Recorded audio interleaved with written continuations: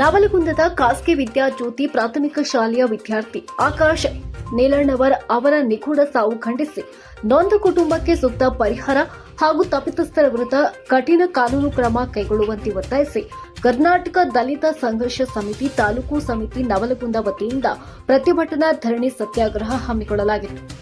ಪ್ರತಿಭಟನಾ ಸ್ಥಳಕ್ಕೆ ಭೇಟಿ ನೀಡಿ ಧರಣಿ ನಿರತರನ್ನ ಉದ್ದೇಶಿಸಿ ಮಾತನಾಡಿದಂತ ನವಲಗುಂದ ಶಾಸಕ ಎನ್ಎಚ್ ಕೋನರೆಡ್ಡಿ ಅವರು ಆಕಸ್ಮಿಕವಾಗಿ ಸಾವನ್ನಪ್ಪಿದಂತಹ ವಿದ್ಯಾರ್ಥಿ ಕುಟುಂಬಕ್ಕೆ ಸರ್ಕಾರದಿಂದ ಸೂಕ್ತ ಪರಿಹಾರ ಕೊಡಿಸುವ ಪ್ರಾಮಾಣಿಕ ಭರವಸೆ ನೀಡಿದರು. ವಿದ್ಯಾರ್ಥಿ ಆಕಾಶ್ ಸಾವು ನಮ್ಮೆಲ್ಲರ ಮನಸ್ಸಿಗೆ ತೀವ್ರ ಆಘಾತ ಮತ್ತು ದುಃಖವನ್ನ ಉಂಟು ಮಾಡಿದೆ. ಈ ಘಟನೆಗೆ ಸಂಬಂಧಿಸಿದಂತೆ ಶಾಲಾ ಆಡಳಿತ ಮಂಡಳಿಯು ಈಗಾಗಲೇ ಸರ್ಕಾರದಿಂದ ತಡೆ ಆಜ್ಞೆ ತಂದಿರುವುದರಿಂದ ನ್ಯಾಯಾಲಯದ ಅಂತಿಮ ತೀರ್ಪಿನವರೆಗೆ ನಾವು ಕಾಯಬೇಕಾಗಿದೆ.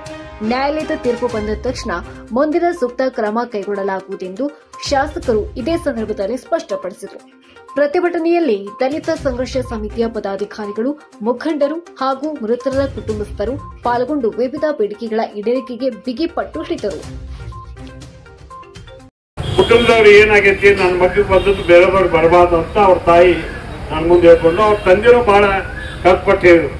ನನಗದು ಕೂಡ್ಕೊಂಡು ನನಗೂ ಅದು ನೋಡಕ್ ಆಗ್ಲಿಲ್ಲ. ಅದು ಆದ ನಂತರ ನಾನು ಬಂದು ಬಹಳ ಚರ್ಚೆ ಮಾಡಿ ಅಧಿಕಾರಿಗಳಿಗೆ ಸೂಚನೆ ಕೊಟ್ಟೆ. ಪರಿಹಾರ ಕೊಡಕ್ಕೆ ಏನೇನು ಸಾಧ್ಯ ಇತ್ತು ನೋಡ್ರಿ, ಹೆಚ್ಚಿನ ಪರಿಹಾರಕ್ಕೆ ಮುಖ್ಯಮಂತ್ರಿಗಳಿಗೆ ಗಮನಕ್ಕೆ ತಂದು ಅದು ಕೊಡ್ಸಕ್ ಪ್ರಯತ್ನ ಮಾಡೋಣ ಅಂತ ಹೇಳಿದೆ. ಅಕಸ್ಮಾತ್ ಸರ್ಕಾರದಾಗಿದ್ದ ಕೊಡಕ್ಕೆ ಟೆಕ್ನಿಕಲ್ ತೊಂದರೆ ಇದ್ರೆ ನಾನು ವೈಯಕ್ತಿಕ ಸಹಾಯ ಮಾಡ್ತೇನೆ ಅಂತ ಕೂಡ ಹೇಳಿ ಬಂದೆ. ಇಷ್ಟು ನಾನು ಒಬ್ಬ ಶಾಸಕನಾಗಿ ನನ್ನ ಕರ್ತವ್ಯನ ನಾ ಮಾಡಿದೆ. ಈಗ ನೀವು ಅದ್ರ ಬಂದ್ ಮಾಡಿಸ್ಬೇಕು ಅಂತ ಭಾವನೆಯಿಂದ ನೀವು ಒಂದು ಮನವಿಯನ್ನ ಕೊಡ್ಲಿಕ್ಕೆ ಬಂದಿರಿ.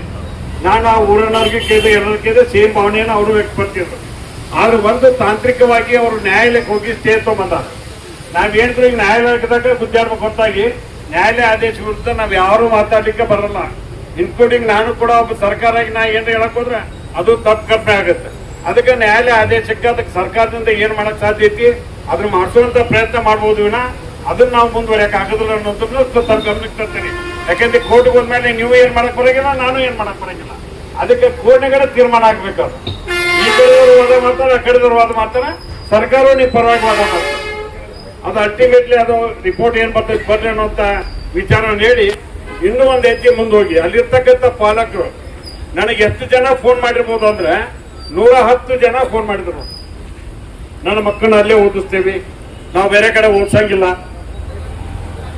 ಈಗ ಪಾಲಕರ ಇಂಟ್ರೆಸ್ಟ್ ಅದು ಬ್ಯಾಡತ್ ನಾ ಹೇಳಕ್ ಹೋದ್ರೆ ನಾ ಎಮ್ ಎಲ್ ಅವ್ರು ಬ್ಯಾಡದ ನೋಡುತ್ತಾರ ಚಾಲು ಮಾಡಂತ ಇದ್ರೆ ಆ ಮಗನ ಪರಿಸ್ಥಿತಿ ನೋಡ್ಬೇಕು. ನಾವು ಎರಡು ಗೊಂದಲದಲ್ಲಿದೆ.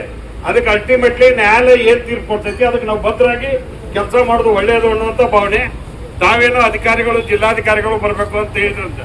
3 ದಿವಸ ಯಾವ ಜಿಲ್ಲಾಧಿಕಾರಿಗಳು ಆಮೇಲೆ ಯಾವ ಸಂಬಂಧಪಟ್ಟಂತ ಅಧಿಕಾರಿಗಳು ಈಗ ಬರ್ಬೇಕಂದ್ರೆ SIR ನಡೆದ್ರಿಂದ ನಾನು ಇವತ್ತು ಬೇರೆ ಬೇರೆ ಕೆಲಸಕ್ಕೆ ಫೋನ್ ಮಾಡಿದೆ. ಸರ್ ನಮ್ಮನ್ನ 3 ದಿವಸ ಬಿಟ್ಬಿಡಿ ಸರ್, ನಮ್ಗೆ SIR ಭಯಂಕರ ಟೈಟ್ ಐತಿ, ನಾವ್ ಯಾರು ಅಧಿಕಾರಿಗಳು ಇದನ್ನ ಬಿಟ್ಟು ಚುನಾವಣಾ ಆಯೋಗದ ನೀತಿ ಐತಿ, ನಾವ್ ಬಿಟ್ಟು ಏನು ಮಾಡಿದ್ರೆ ತಪ್ಪು ತಿಳ್ಕೋತಾರ ಅಂತ ಹೇಳಿದ್ರು. ಅದಕ್ಕೆ ನೀವು ಇದನ್ನ ಇಷ್ಟಕ್ಕೆ ಕ್ಲೋಸ್ ಮಾಡಿ ಏನ್ ಸಹಾಯ ಮಾಡಿಸೋದು ಮಾಡುತ್ತೇನೆ, ಅದು ನನ್ನ ಜವಾಬ್ದಾರಿ. ನಾನು ಒಬ್ಬ MLA ಆಗಿ ನಿಮ್ಗೆ ಅದನ್ನ ವಿನಂತಿ ಮಾಡ್ತೇನೆ. ಆದ್ರೂ ಕೂಡ ಇದಕ್ಕೆ ಏನ್ ಸಹಕಾರ ಮಾಡ್ಬೇಕು, ಏನ್ ಮಾಡ್ಬೇಕು, ಅದಕ್ಕೆ ಏನೇನು ಕಾನೂನು